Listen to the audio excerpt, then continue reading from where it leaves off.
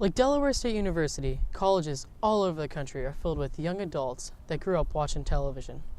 I decided to investigate whether or not television was detrimental to growth and ultimately a burden on society. In physical development, the toddler has just come through a period of very rapid growth in infancy. Infancy is supposed to be one of the fastest, where you have the most development taking place in about a year and a half. The first 2 years of life are really full of very impressive and very significant developments. Where the child goes from being completely dependent to one who's able to walk around and be autonomous. If you look in the past 50 years of children's television, it really progressed with who we are today. I mean, back in the 50s, there's really only the Howdy Doody, and Hee Haw, funny things like that, where it wasn't specific to what children were learning. I'd say in the 70s, 80s, it actually started seeing ABCs, the numbers, concepts that children were supposed to be learning in elementary or prior to elementary school. Now you're looking at money. There's a lot of shows that are now targeting children so they can run to their mom and say, oh, I want to buy this. Or, just with SpongeBob, we talk about SpongeBob a lot. You can go to McDonald's and get SpongeBob toys. You can get shirts in Walmart that have SpongeBob. So it's a market now. It's not just TV viewing.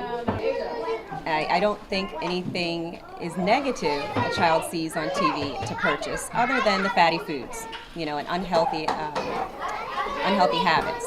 Other than that, it's really a benefit for the market and the economy for a child to see a toy or see a food product and say, I want that. For young children, a lot of time it makes up their mind for them, because I know with my family members, they won't know a new product is out unless it's on a commercial. So in their mind, they see the commercial, like, oh, I want that, like for Skechers sneakers, if they have a new kind out that lights up or with straps or something on it, they want it just because they see it, not necessarily because they need it. So it drastically impacts, their decision-making process. Individuals are always connected to their social environments. They're always in context. We're always growing in context. So to a large extent, the development is going to be both a function of what's happening internally in the individual, as well as what's being driven by what's around them and being influenced by it. So the family, peers, the neighborhood, the larger extended family, everything that happens in the world around, does have an impact on the psychological development.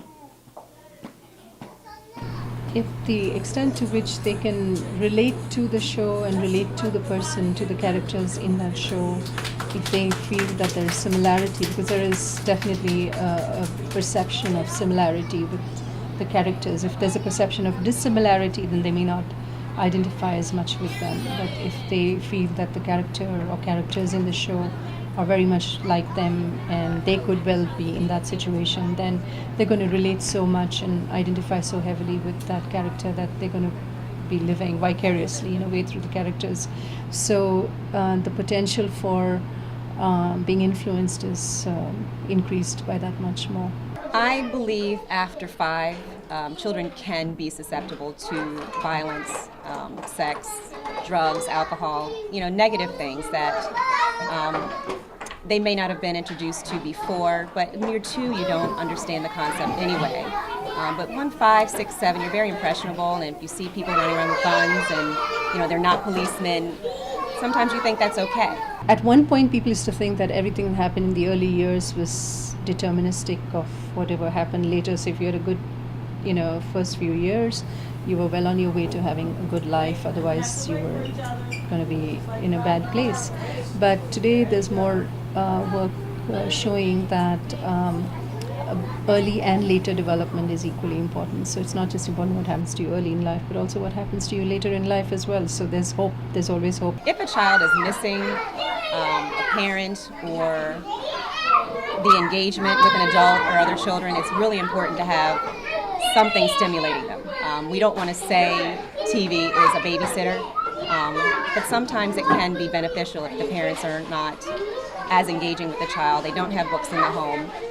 Sesame Street is something that's been around for over 40 years. It doesn't really matter if your parents are educators or not. Sometimes TV can be beneficial. Some of the shows, like, I guess it would be considered children's Degrassi. Like, they have an episode where one of their teenage kids is not even a teenager, probably like 11, comes out of a closet. A lot of kids up until that point might not even know what homosexuality is. So something like that could be devastating if a parent hasn't addressed that issue already with the child. And then positively, I see on Nick Jr. a lot that they try their best to get the children like growth development and with introduction to new languages. So I feel that those are some of the positives that they just introduced. Because when I was a child, they didn't have any cartoons that focused on other languages other than English. Some stations are geared towards children's educational programming, and those are wonderful. There's other stations that try to target children, adolescents, teens, and adults, and that's where you have that confusion, and it may say 7Y, but it's really for teenagers. The content's really for teenagers. So it depends on the network if it's going to be a positive or negative impact on the child. So I feel like, in general, they're mostly positive because they are educational. But then when they do have adult cartoons, that's when kids might not know the difference between the material they're supposed to know and material they're not supposed to know.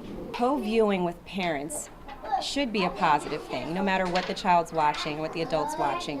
If they are expressing what's happening in a real life example or a concept, I think it's beneficial for the child.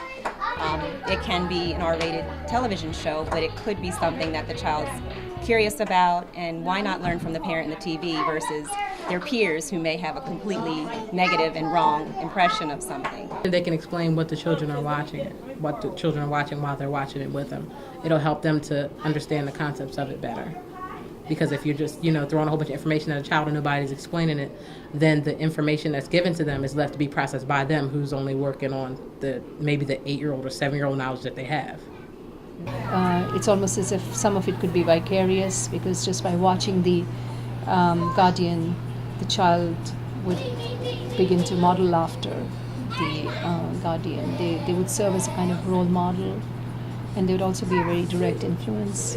And so they would have a good deal to do with it, and they would play a very, very important role. However, if you're still interested in looking at the whole spectrum of going from infancy to adolescence, then that could change, because then that person is not going to be the only person in this child's life, but you have many other people, teachers and people in the neighborhood and larger family and friends of the family and things like that, and they could all be playing a role as well. Everything has a balance, and I think if parents understand that activity and quiet time are a necessity, then TV can be limited. I mean, it's not, there's no number. You can't say an hour is all a child should watch a day.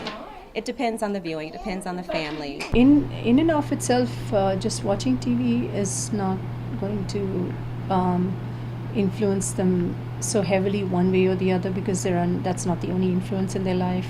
The technology is neutral. It's not value-laden. It's the use of the technology and how it's done. I mean, the technology in itself is just is something we have. It's a resource. And so it really depends upon what it's being used for, what kinds of messages are being conveyed through that.